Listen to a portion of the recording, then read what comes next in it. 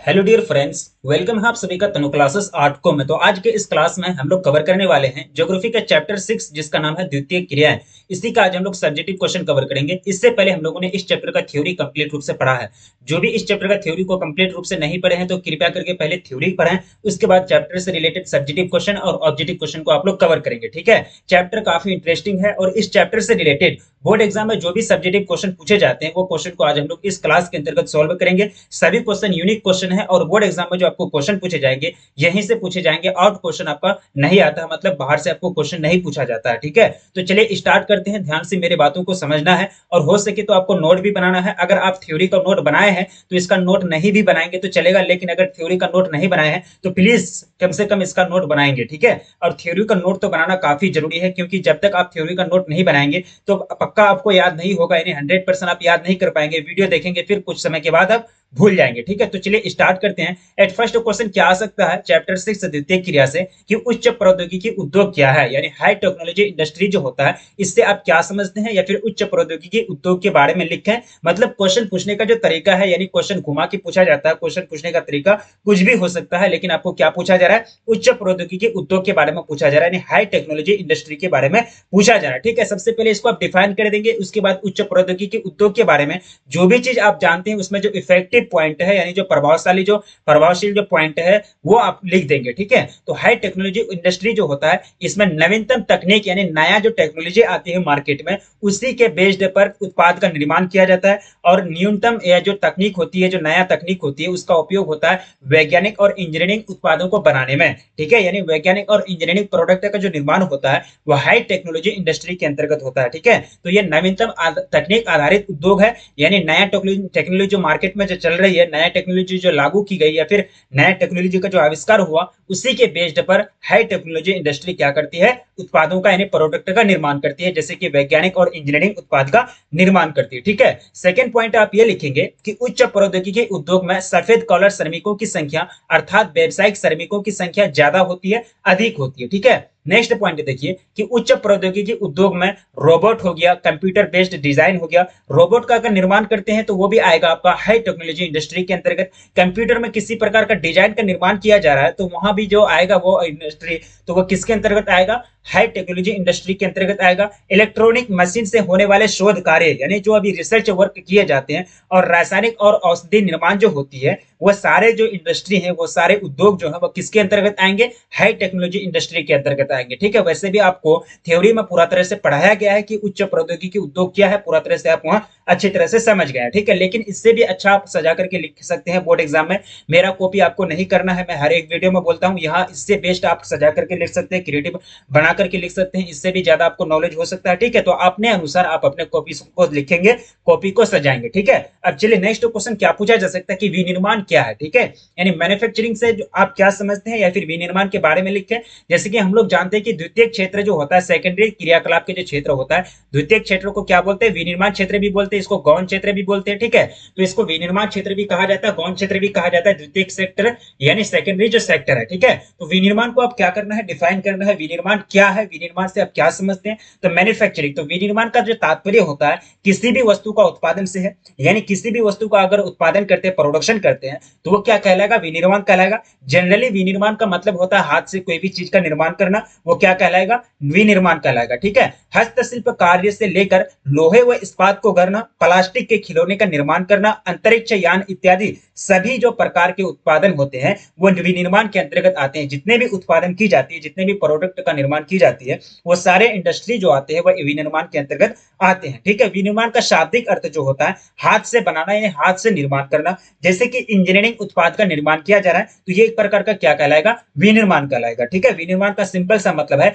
हाथ से बनाना या फिर कोई भी चीज का उत्पादन करना, वो क्या कहलाएगा, विनिर्माण कहलाएगा। ठीक है, जैसे कि पेट्रोकेमिकल इंडस्ट्री में भी विनिर्माण होता है, उसमें तरह तरह के कीटनाशक पदार्थ बनाए जाते हैं, कीटनाशी दवाइयां बनाई जाती है जो कृषि क्षेत्र में प्रयोग की जाती है, तो वो भी एक प्रकार का विनिर्माण कहलाएगा। ठीक है, सेकंड क्वेश्चन आपका डन हो गया। सेकंड क्वेश्चन अगर आपको पूछे तो इस प्रकार आप आंसर लिखेंगे। ठीक है, अब चलिए स्वच्छंद उद्योग के बारे में पूछा जा सकता है, यानी फ्री इंडस्ट्री से आप क्या समझते हैं, स्वच्छंद उद्योग क्या है। द्वितीय, आप देखिए चैप्टर का नाम ही है आपका द्वितीय क्रियाकलाप, क्या नाम है चैप्टर का, द्वितीय क्रियाकलाप तो चैप्टर काफी इंटरेस्टिंग है। सेकेंडरी वर्कर से रिलेटेड जो भी वर्क है, जो भी एक्टिविटी है, वो सारी चीज के बारे में आप लोग इस चैप्टर में पढ़े हैं। ठीक है, तो स्वच्छंद उद्योग, तो स्वच्छंद उद्योग आपको पूछा गया तो सिंपल से आपको पहले डिफिनेशन देना है, यानी आपको पहले परिभाषा लिखनी है। उसके बाद इसके बारे में जो भी इफेक्टिव पॉइंट आप जानते हैं तो उसको स्टार बना करके या फिर एरो दे करके आप बोर्ड एग्जाम में लिख देंगे, क्योंकि सजाना है कॉपी, कॉपी को कम से कम सजाना है। जो भी कॉपी चेक करे उनको लगे कि हाँ क्रिएटिव बच्चा है, अच्छे से नॉलेज है और अच्छा से कॉपी सजाया। ठीक है, तब वहां आपका नंबर कम झटने का चांस बनता है।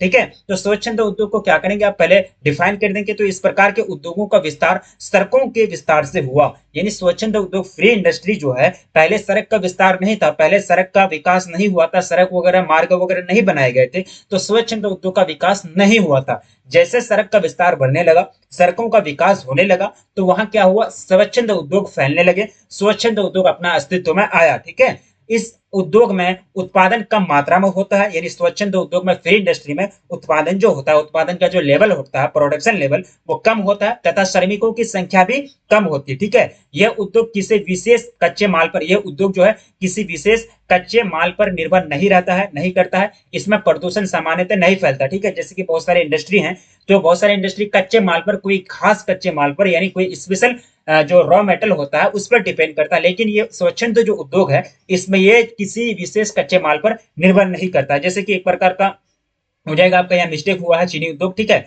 चीनी उद्योग नहीं होगा, यहाँ हो जाएगा आपका कोई मिट्टी, यानी मिट्टी के बर्तन बनाए जाते हैं। ठीक है, खिलौने बनाए जाते हैं, ये प्रकार का क्या होगा, स्वच्छंद उद्योग हो जाएगा। ठीक है, अब चलिए नेक्स्ट क्वेश्चन क्या पूछा जा सकता है कि प्राथमिक और द्वितीय गतिविधियों में अंतर स्पष्ट करें। बच्चे यहाँ आप लोग जो है, बहुत सारे बच्चे कंफ्यूज हो जाते हैं, बहुत सारे स्टूडेंट जो है कमेंट करने लगते हैं कि सर प्राथमिक और द्वितीय क्रिया में क्या अंतर है, इसको आप डिफाइन कीजिए। ठीक है, सिंपल सी बात है, प्राथमिक एक्टिविटी के अंतर्गत जो भी प्रकृति में वस्तुएं हैं उनके संबंधित जो क्रिया होती है उसको बोलते हैं प्राथमिक क्रिया। कृषि हो गया, मत्स्य पालन हो गया, उसके बाद आपका हो जाएगा पशुपालन, आखेटन, खनन, ये सब क्या है, आपका प्राथमिक क्रियाकलाप है। द्वितीय क्रियाकलाप में सिंपल सी बात आपको याद रखनी है कि प्रकृति में जो भी वस्तु पाई जाती है उसको मॉडिफाई किया जाता है, उसको मतलब उसका रूप को बदला जाता है। प्रकृति में जितने भी वस्तु पाई जाती है उसको मॉडिफाइड किया जाता है, उसको रूप को बदला जाता है और वो क्या हो जाता है, मूल्यवान हो जाता है। ठीक है, यानी प्रकृति के कच्चे वस्तु से या फिर प्राथमिक क्षेत्र से प्राप्त कच्चे माल से उपयोग की वस्तु तैयार करना, जो उपभोक्ता के लिए उपयोग की जाने वाली वस्तु है,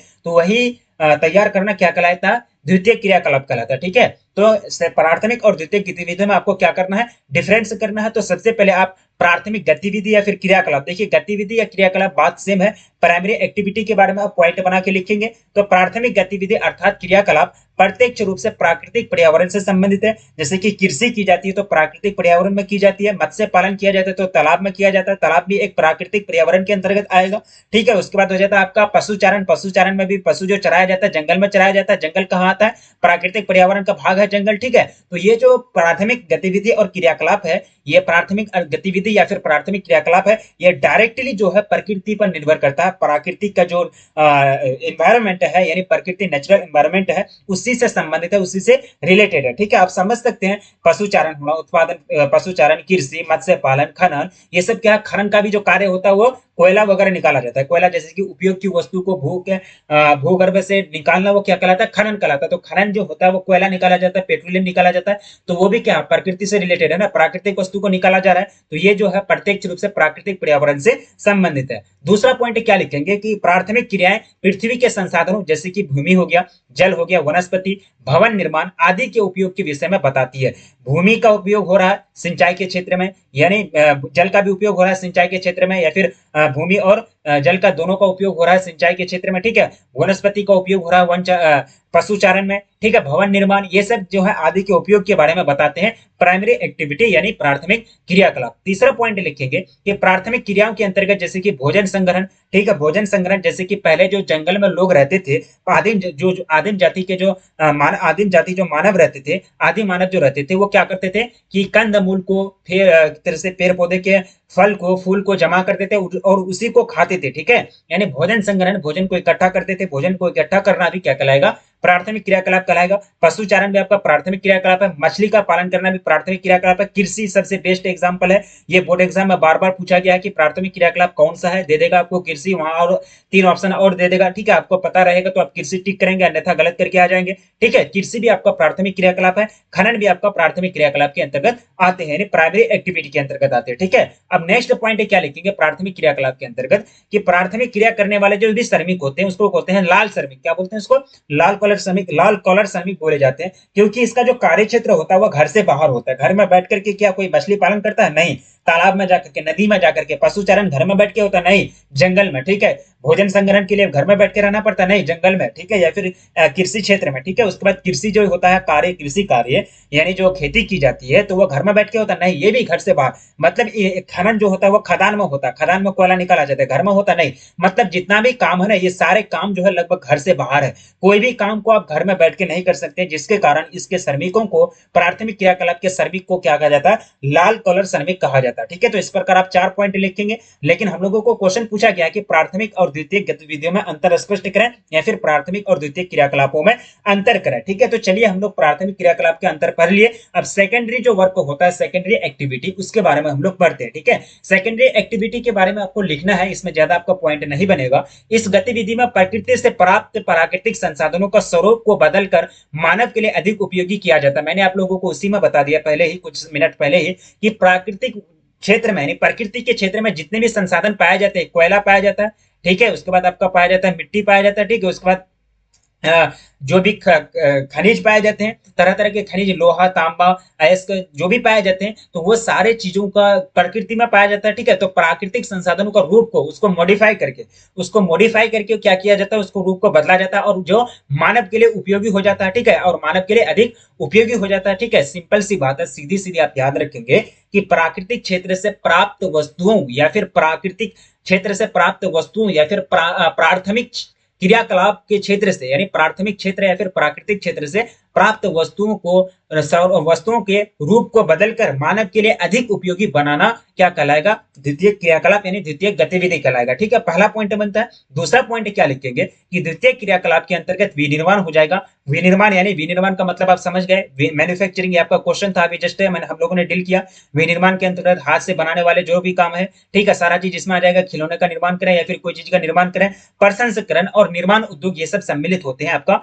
द्वितीय क्रियाकलाप यानी सेकेंडरी एक्टिविटी में, ठीक है। अब लिखेंगे अगला पॉइंट की द्वितीय क्रियाकलाप में व्यावसायिक श्रमिक यानी सफेद कॉलर श्रमिक तथा उच्च दक्ष एवं विशिष्ट व्यावसायिक श्रमिक, नीला कॉलर श्रमिक की संख्या ज्यादा होती है, ठीक है। तो सफेद कॉलर श्रमिक यानी व्यावसायिक श्रमिक जो व्यवसाय करते हैं, और नीला कॉलर श्रमिक जो हाई लेवल का जो एक तरह से व्यापार करता है, यानी बड़े लेवल का जो बिजनेस करता है, तो नीला कॉलर श्रमिक की संख्या इसमें ज्यादा होती है सेकेंडरी एक्टिविटी में। इस प्रकार आप डिफाइन कर सकते हैं, अंतर डिफाइन कर सकते हैं, आप अपना मतलब डिफरेंस बता सकते हैं कि प्राइमरी एंड सेकेंडरी एक्टिविटी में क्या क्या डिफरेंस है, ठीक है। अब चलिए नेक्स्ट क्वेश्चन क्या पूछा गया कि विश्व के विकसित देशों के उद्योगों के संदर्भ में आधुनिक औद्योगिक क्रियाओं की मुख्य प्रवृत्तियों की विवेचना करें, ठीक है। आप लोग कमेंट करें, बहुत अच्छी बात है, आप लोगों का कमेंट मैं देख रहा हूं, ठीक है। आप लोग प्लीज कमेंट करके कमेंट करें, क्योंकि आप लोगों को कॉन्फिडेंस बिल्डअप करना है। कॉन्फिडेंस कब आएगा, जब आप किसी चीज का आंसर पहले से बता देंगे, ठीक है। अब चलिए नेक्स्ट आपको क्या पूछा गया कि विश्व के विकसित देशों के उद्योगों के संदर्भ में आधुनिक औद्योगिक क्रियाओं की मुख्य प्रवृत्तियों की विवेचना करें। ये आपका एनसीईआरटी का क्वेश्चन है, ठीक है। एनसीईआरटी का क्वेश्चन जहां आता है तो वो कहीं ना कहीं डगमगाने लगते हैं हम लोग, ऐसा कोई बड़ी को बात नहीं है कि एनसीईआरटी का क्वेश्चन जो होता है काफी टफ होता है, लेकिन आप देखिए हम लोग इसका आंसर देते हैं, ठीक है। तो विकसित देशों के औद्योगिक क्रियाओं की मुख्य प्रवृत्तियां, ठीक है। तो मुख्य प्रवृत्तियां क्या हो सकती है कि विकसित अर्थव्यवस्था में विकास तथा वैज्ञानिक तकनीकी की उन्नति परिणाम स्वरूप उद्योगों का संरचना और स्वरूप में परिवर्तन आया। यानी विकसित अर्थव्यवस्था वाले जो भी देश हैं, Japan, America, Russia, France, Britain, जो भी देश हैं, तो उसमें विकास तथा वैज्ञानिक तकनीक यानी जो साइंटिफिक जो टेक्नोलॉजी है, साइंटिस्ट जो टेक्नोलॉजी प्रोवाइड करती है, उसकी उन्नति के कारण, उसका प्रोग्रेस के कारण रिजल्ट ये हुआ, परिणाम ये हुआ कि उद्योगों के संरचना और स्वरूप में बदलाव आ गया, काफी ज्यादा मतलब विकास कर गया। ठीक है, दूसरा पॉइंट लिखेंगे कि इन देशों के उद्योगों में लकड़ी काटने, खनन तथा लौह इस्पात जैसे भारी उद्योग जो कभी विकास के यानी आर्थिक विकास के लिए बहुत महत्वपूर्ण थे, वर्तमान में इतने महत्वपूर्ण नहीं है। ठीक है, विकसित देश मैंने आप लोगों को पढ़ाया था खनन में, खनन आपका प्राथमिक क्रियाकलाप है, लेकिन बहुत सारे विकसित देश जैसे कि अमेरिका है तो खनन जो आपका है, खनन क्रियाकलाप को महत्व नहीं देते हैं। वो कहते हैं कि इसमें आदमी ज्यादा मर जाते हैं और इससे ज्यादा मेरी इकोनॉमी को, मेरा अर्थव्यवस्था को फायदा नहीं होता, तो खनन कार्य से वो लोग अब पीछे हट रहे हैं। जितने भी विकसित देश है वो खनन कार्य से अब पीछे हट रहे हैं। ठीक है, तो इन देशों में उद्योगों में लकड़ी काटने, खनन तथा लौह इस्पात जैसे भारी उद्योग जो कभी आर्थिक विकास के लिए महत्वपूर्ण हुआ करते थे लेकिन अभी नहीं है, उसका महत्व घट गया। ठीक है, यहाँ आपको विकसित देशों के बारे में लिखना है, विकसित देशों के औद्योगिक क्रियाओं की जो मुख्य प्रवृत्तियां हैं, जो खूबियां है, उसको आपको डिफाइन करना है। ठीक है, आप सेकेंड पॉइंट लिखेंगे, पॉइंट सी, इसमें लिखेंगे कि इन, देखिए आपको पॉइंट यहाँ पॉइंट वाइज हम बता रहे हैं, लेकिन बोर्ड एग्जाम में जो पॉइंट आपका मन में पहले आए, इससे भी बेस्ट आपको आइडिया आ सकता है, इससे भी बेस्ट आप आंसर दे सकते हैं। मैं हर एक वीडियो में बोलता हूं मेरा नकल नहीं करना है। हाँ, हम कैसे लिखते हैं यहाँ आपको एक तरह से मिलता है, सजेशन मिलता है कि आपको कैसे किस प्रकार लिखना है। यहाँ आपको एक तरह से एक्सपीरियंस मिलता है, अनुभव प्राप्त होता है, इसी के बेस पर आप वहाँ एग्जाम देंगे, इसी के बेस पर आप क्वेश्चन को डील करेंगे बोर्ड एग्जाम में। ठीक है, इन उच्च प्रौद्योगिकी उद्योग में यंत्र मानव, ठीक है, यानी यंत्र मानव यानी रोबोट, ठीक है, रोबोट को कहते हैं यंत्र मानव, कंप्यूटर बेस्ड डिजाइन तथा धातु निर्माण, धातु पिघलाने एवं शोध के इलेक्ट्रॉनिक नियंत्रण एवं नवीन रासायनिक व औषधि उत्पाद प्रमुख स्थान रखते हैं। ठीक है, ये आपका विकसित देश की बात की जाती है, तो यहाँ इलेक्ट्रॉनिक नियंत्रण हो गया, रासायनिक औषधि, दवाई वगैरह, मेडिसिन वगैरह जो बनता है, ये सब देश में ज्यादा बनता है। ठीक है, विकसित देशों की अगर बात की जाए। नेक्स्ट पॉइंट लिखेंगे कि इन देशों में उच्च प्रौद्योगिकी उद्योग प्रादेशिक रूप से संकेंद्रित मिलते हैं, यह आत्मनिर्भर एवं उच्च विशिष्टता लिए होते हैं तथा इनमें नियोजित व्यवसाय पार्क एवं विकसित रूप में मिलते हैं, ऐसे क्षेत्र प्रौद्योगिकी ध्रुव कहलाते हैं। ठीक है, यानी आपको सिंपल सी बात है, विकसित देशों की जो भी खूबियां होती है तो आपको पता ही है कि विकसित देश उस देश को कहते हैं जिसका अर्थव्यवस्था काफी ज्यादा एकदम मजबूत है, जो विकास कर लिया है, तो उनकी क्या क्या खूबी हो सकती है। ठीक है, वो सारी चीज को आप लिख देंगे। टेक्नोलॉजी में आगे होगा, वैज्ञानिक तकनीकी में आगे होगा, कोई भी चीज को बनाने में आगे होगा, आधुनिकीकरण में आगे होगा, औद्योगिकरण में आगे होगा, सारा चीज में आगे होगा, तो वो सारा चीज आपको विकसित देशों के बारे में लिख देना है। ठीक है, अब चलिए नेक्स्ट क्वेश्चन क्या पूछा गया कि अधिकतर देशों में उच्च प्रौद्योगिकी उद्योग प्रमुख महानगरों के परिधि क्षेत्रों में ही क्यों विकसित हो रहे हैं, व्याख्या कीजिए। अधिकतर देशों में उच्च प्रौद्योगिकी उद्योग जो है ज्यादातर देशों में देखेंगे तो प्रमुख महानगरों के परिधि, मतलब प्रमुख महानगर जो है, मेन जो सिटी है, मेन जो शहर है, उसी के अगल बगल उसका विकास हो रहा है, उसी के अगल बगल वो विकसित हो रहा है। ठीक है, ऐसा क्या है आपको कारण बताना है, ऐसा क्या है इसको डिफाइन करना है व्याख्या के साथ विद एक्सप्लेन। ठीक है, सिंपल सी बात है, कहीं भी अगर शहर है, यहाँ अगर कोई नगर है, ये पॉइंट आप नगर है, तो इसके चारों ओर जो है, इसके चारों ओर प्रौद्योगिकी ने उच्च प्रौद्योगिकी उद्योग फैलने लगते हैं, उच्च प्रौद्योगिकी उद्योग जो है विकास कर जाते हैं, लेकिन कोई ग्रामीण क्षेत्र है वहां नहीं विकास हो पाता है। यही कारण को आपको व्याख्या करने के लिए कह रहा है। ठीक है, सिंपल सी बात है कि विश्व के अधिकांश देशों में उच्च प्रौद्योगिकी उद्योग के प्रमुख महानगरों के परिधि क्षेत्र यानी उनके अगल बगल क्षेत्र में विकसित होने के निम्नलिखित कारण है। क्या पूछा गया है आपको, क्यों होता है, क्यों विकसित हो रहा है, तो मतलब कारण ही पूछा गया ना आपको काउज बताना है, क्या कारण है, क्या प्रॉब्लम है। तो चलिए हम लोग डिफाइन करते हैं पॉइंट वाइज। सबसे पहला कारण यह हो सकता है कि महानगर के परिधि क्षेत्रों में यातायात मार्गों का पर्याप्त विकास मिलता है। यहाँ अगर महानगर है, मान चलिए यहाँ पर कोई सिटी है, यहाँ महानगर है, कोई राज्य की राजधानी पटना ही ले लीजिए। ठीक है, ये राजधानी, तो इनके आसपास जितने भी क्षेत्र हैं, यहाँ यातायात का जो मार्ग है काफी विकसित होता है तथा महानगर के आंतरिक भागों से यह परिधि क्षेत्र उत्तम सड़क द्वारा जुड़े रहते हैं। ठीक है, यानी महानगर से ये क्षेत्र जो होते हैं काफी ज्यादा जुड़े हुए रहते हैं, कनेक्टेड रहते हैं। ठीक है, कोई मतलब परेशानी नहीं होती है महानगर तक जाने में। ठीक है, अब देखिए दूसरा पॉइंट, महानगर के परिधि क्षेत्र के समीपवर्ती आवासीय क्षेत्रों तथा ग्रामीण बस्तियों से पर्याप्त संख्या में सस्ते श्रमिकों की उपलब्धता हो जाती है। ठीक है, ये आपका ये महानगर है। ठीक है, ये महानगर है, तो इसके जो परिधि क्षेत्र है, तो ये महानगर तो यहाँ है ना,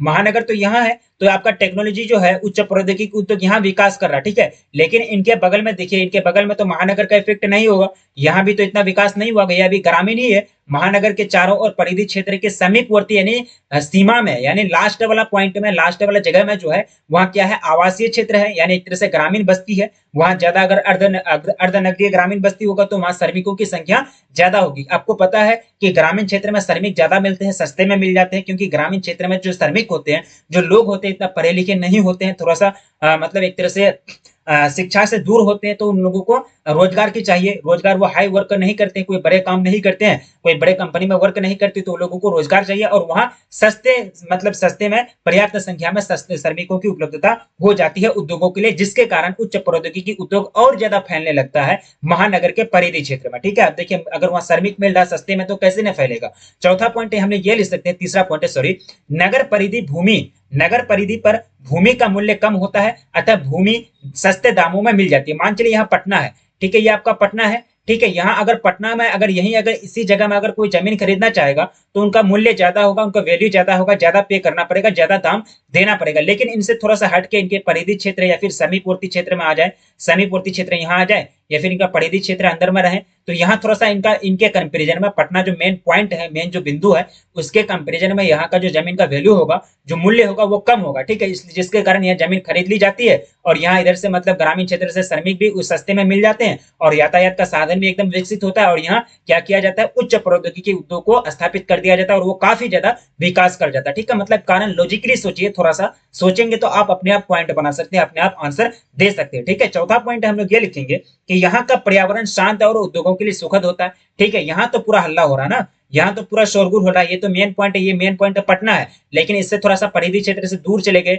अब यहाँ ग्रामीण क्षेत्र आ गया, लेकिन इसके परिधि क्षेत्र के अंदर ही रहे, तो यहाँ क्या है, पर्यावरण शांत है, कोई हल्ला नहीं, कोई मतलब कुछ नहीं हो रहा है, ध्वनि प्रदूषण नहीं हो रहा है। ठीक है, बिल्कुल शांत है, जल प्रदूषण, ध्वनि प्रदूषण, वायु प्रदूषण कुछ नहीं हो रहा है। ठीक है, यहाँ बिल्कुल शांत है और उद्योगों के लिए सुखद होता है तथा कारखाने का भविष्य में विस्तार के लिए भी पर्याप्त स्थान मिलते हैं। ठीक है, मान चलिए अगर यहाँ पटना में अगर कोई अगर उच्च प्रौद्योगिकी उद्योग बैठा देता, पता चला वहाँ बिल्डिंग है, यहाँ भी सड़क है, यहाँ भी बिल्डिंग है, यहाँ कोई दूसरा फैक्ट्री है, अगर वो भविष्य में फ्यूचर में अपना फैक्ट्री को आगे बढ़ा ही नहीं पाएगा, उनका विस्तार, उनका फैलावा नहीं कर पाएगा, यहाँ जो अगर स्थापित करेगा तो यहाँ ग्रामीण क्षेत्र है ज्यादा, मतलब पूरा विकास नहीं हुआ, तो इनके यहाँ जगह मिल जाएगा अपना कंपनी को, अपना कारखाने को फैलाने के लिए, विस्तार करने के लिए, तो भविष्य में विस्तार के लिए पर्याप्त स्थान यहाँ मिल जाते। तो ये सब कारण है, ये सब चारों कारण लिखेंगे आप, ये आपका कारण है जिसके कारण ये, इसी कारण, ये चारों कारण के मतलब और भी कारण हो सकते हैं कि विश्व के अधिकांश देशों के उच्च प्रौद्योगिकी उद्योग जो है वो प्रमुख महानगरों में नहीं, प्रमुख महानगरों में नहीं, उनके परिधि क्षेत्र में विकास करते। प्रमुख महानगर तो आपका ये हुआ,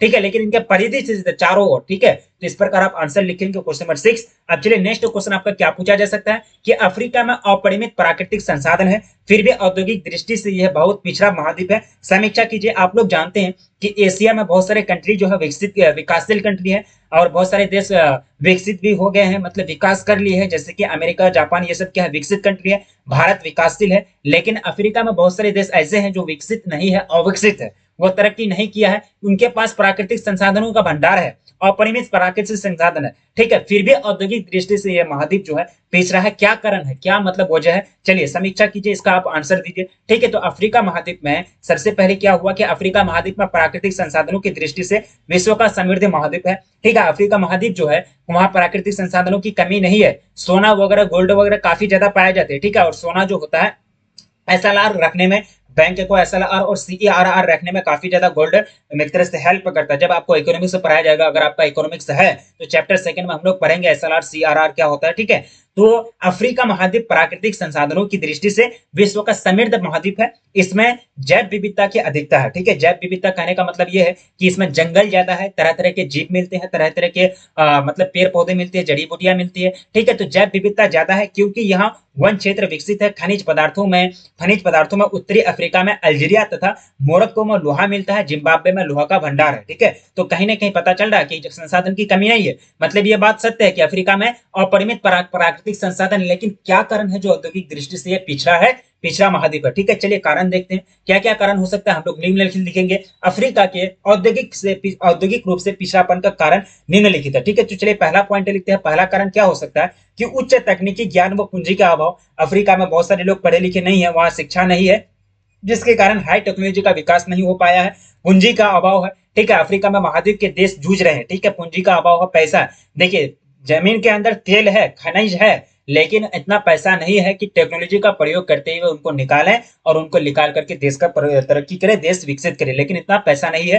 पूंजी का अभाव है, टेक्नोलॉजी का अभाव है। प्राकृतिक संसाधन सोचिए, प्राकृतिक संसाधन किसी देश के पास है, लेकिन उनके पास पूंजी भी नहीं है और तकनीक भी नहीं है, टेक्नोलॉजी भी नहीं है। टेक्नोलॉजी, पूंजी नहीं है तो टेक्नोलॉजी नहीं है, मतलब दोनों चीज तो बेस है ना, किसी भी प्राकृतिक संसाधन का प्रयोग करने के लिए उसका पूंजी चाहिए, टेक्नोलॉजी भी चाहिए, इनका अभाव है अफ्रीका के पास और इसी से वो जूझ रहे हैं। ठीक है, इसलिए इस महाद्वीप के अधिकांश देश विकासशील या पिछड़ी अर्थव्यवस्थाएं रखते हैं। ठीक है, दूसरा पॉइंट हम लोग ये लिखेंगे कि अफ्रीका के जिन क्षेत्रों यानी देशों में खनिजों का भंडार है वहां कुशल श्रमिकों का अभाव है।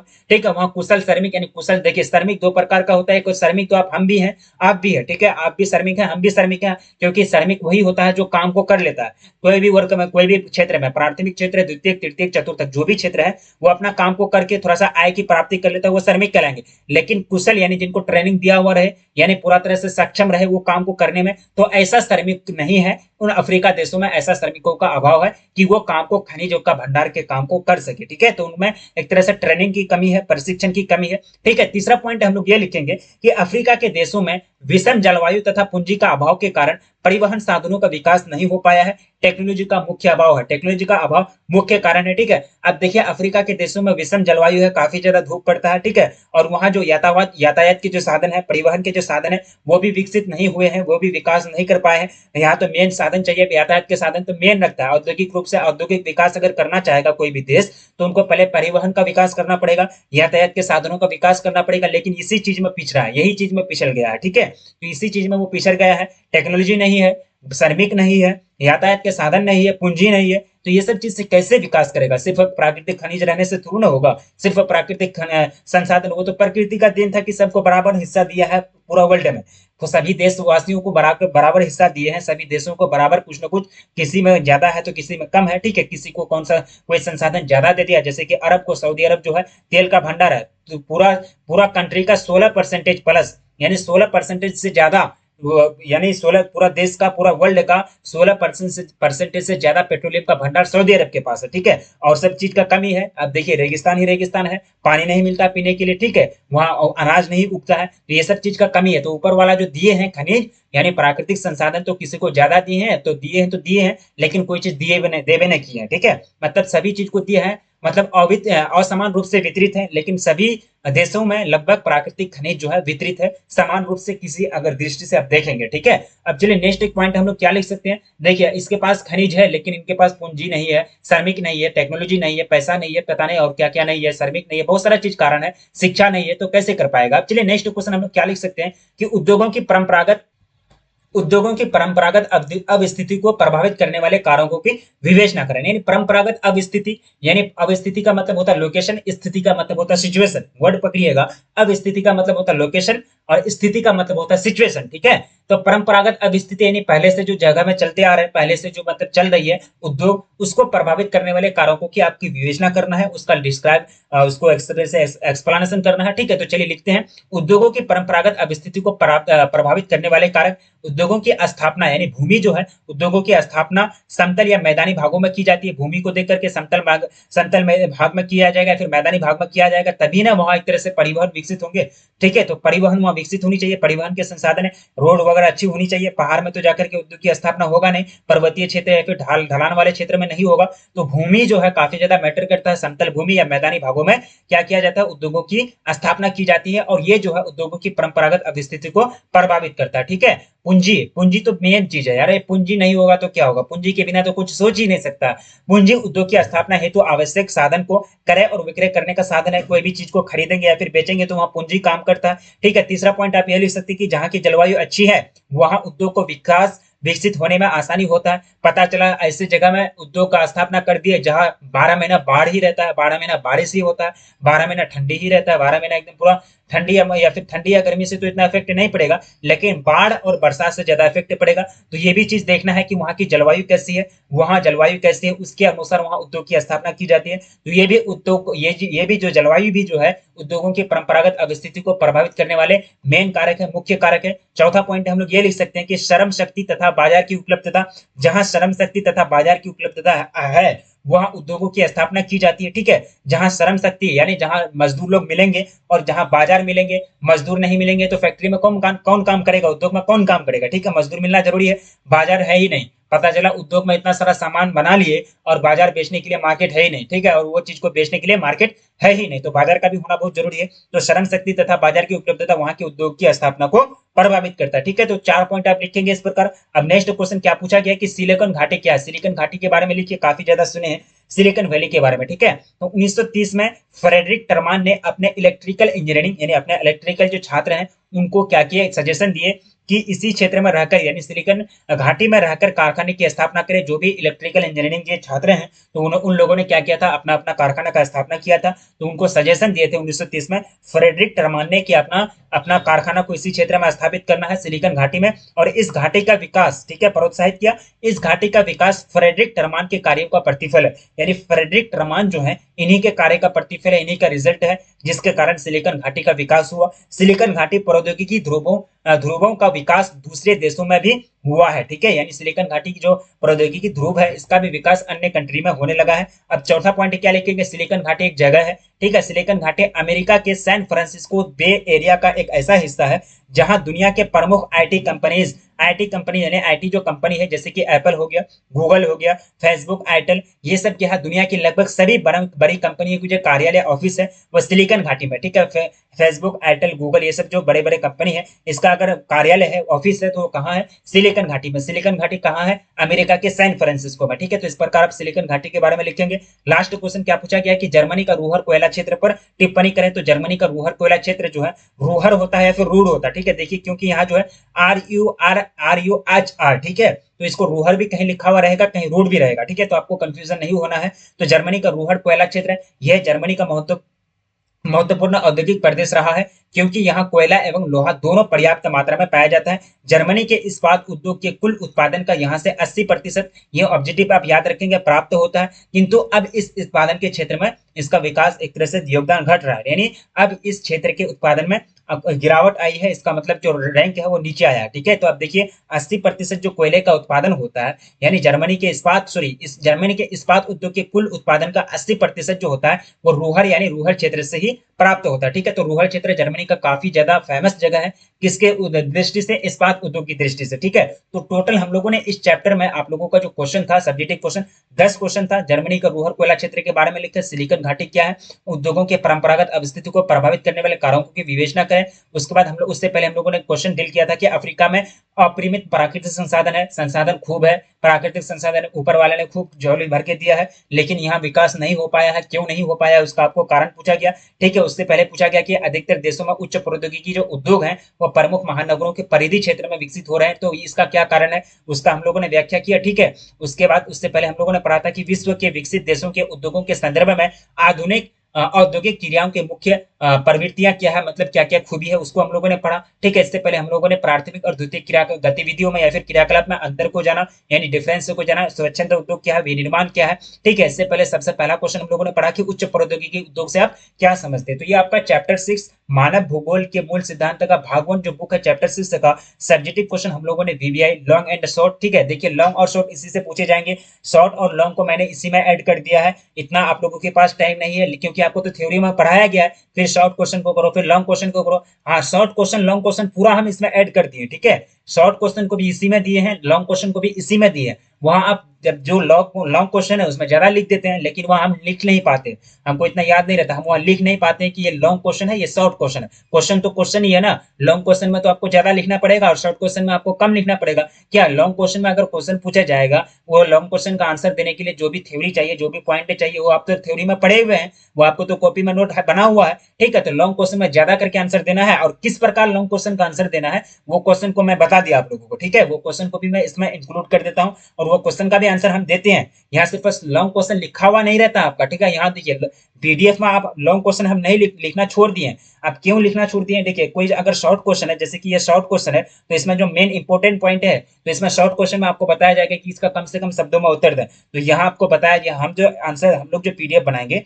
हम लोग जो पढ़ेंगे, तो उसमें तो ज्यादा लिखना पड़ेगा, ठीक है। हम लोग जो भी जानते हैं मेन मेन पॉइंट लिखना पड़ेगा, तो हम लोग थोड़ा सा लिमिट से बाहर हो जाते हैं, ठीक है। तो कौन लॉन्ग क्वेश्चन है, कौन शॉर्ट क्वेश्चन है, इसका पता ही नहीं चलता। तो लॉन्ग क्वेश्चन और शॉर्ट क्वेश्चन एक ही वीडियो में करा दिया जाता है, आपको कराया गया, ठीक है। और पता चल गया आपको कि कैसा लॉन्ग क्वेश्चन और कैसा शॉर्ट क्वेश्चन है। क्वेश्चन को पहचान जाइए, क्वेश्चन का आंसर कैसे दिया जाता है। वो क्वेश्चन बोर्ड एग्जाम में अगर आपका आएगा तो आप समझ जाएंगे। लॉन्ग अगर पूछा है तो ज्यादा घींच देना है पकड़ के, आपको थ्योरी तो पढ़ाया गया पूरा चैप्टर, ठीक है। अगर शॉर्ट पूछा है तो थोड़ा सा इफेक्टिव पॉइंट आपको लिखना है, ठीक है। तो इसी प्रकार आप पढ़ाई को जारी रखेंगे। और प्लीज वीडियो को अभी तक जो लाइक नहीं किए तो प्लीज वीडियो को लाइक करेंगे, अपने दोस्तों में प्लीज जब जम करके शेयर कर देंगे। चैनल पर पहली बार विजिट करें तो प्लीज चैनल को सब्सक्राइब कर लेंगे। मिलेंगे फिर नेक्स्ट क्लास में, तब तक के लिए जय हिंद।